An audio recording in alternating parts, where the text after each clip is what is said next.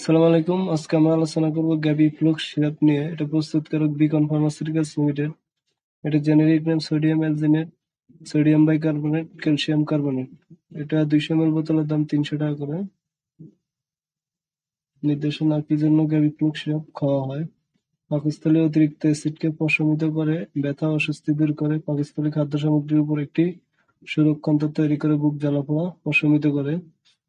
ইহা gastric reflux, heartburn, gastric reflux সমন্বিত ফ্লাটুলেন্স, গর্ভাবস্থা heartburn, epigastric পীড়াজনিত যে কোনো গ্যাস্ট্রিক রিফ্লাক্স উপসর্গে নির্দেশিত।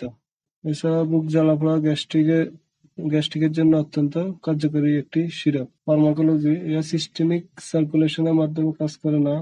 গ্রহণ করার পর এটি অতি দ্রুত পাকস্থলীর অ্যাসিডের সাথে বিক্রিয়া করে এবং অ্যালজিনিক অ্যাসিডের একটি জেল তৈরি করে, যার নিরপেক্ষতা পিএইচ থাকে এবং যা পাকস্থলীর উপাদানের উপর বেশি বেড়ায় এবং দ্রুত কার্যকরভাবে 4 ঘন্টা পর্যন্ত গ্যাস্ট্রোইসোফেজিয়াল রিফ্লাক্স প্রতিহত করে। গুরুতর ক্ষেত্রে এই জেলটি পাকস্থলীর উপাদানের চেয়ে অগ্রাধিকার ভিত্তিতে রিফ্লাক্স হয়ে ইসোফেগাসের অভ্যন্তরে উপশমকারী প্রভাব বিস্তার করে।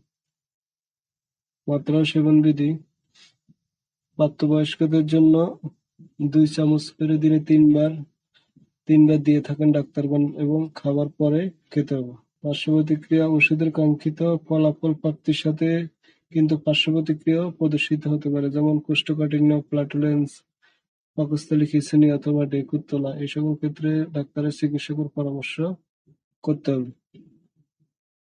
গর্ভাবস্থায় স্তন্যদানকালে 500 এর অধিক গর্ভবতী মহিলাদের ক্লিনিক্যাল গবেষণা ও বিপণন পরবর্তী প্রচুর তথ্য উপাত্তের অভিজ্ঞতা নির্দেশ করে যে কার্যকরী উপাদানের ত্রুটি অথবা নবজাতক সম্পর্কিত বিষক্রিয়া নেই। সুতরাং চিকিৎসার প্রয়োজনে পড়লে গর্ভাবস্থায় ওষুধ ব্যবহার করা যাবে। স্তন্যদানকালে চিকিৎসা গ্রহণকারী মায়েদের বুকের দুধ গ্রহণকৃত নবজাতকের ক্ষেত্রে এই কার্যকরী উপাদানের কোনো প্রতিক্রিয়া নেই। বুকের দুধ প্রদানকালে মায়েরা এই ওষুধ ব্যবহার করতে পারবে। ফার্টিলিটি: চিকিৎসা পূর্ব গবেষণা প্রকাশিত হয়েছে যে বংশবৃদ্ধির উপর কোনো নেতিবাচক প্রভাব নেই।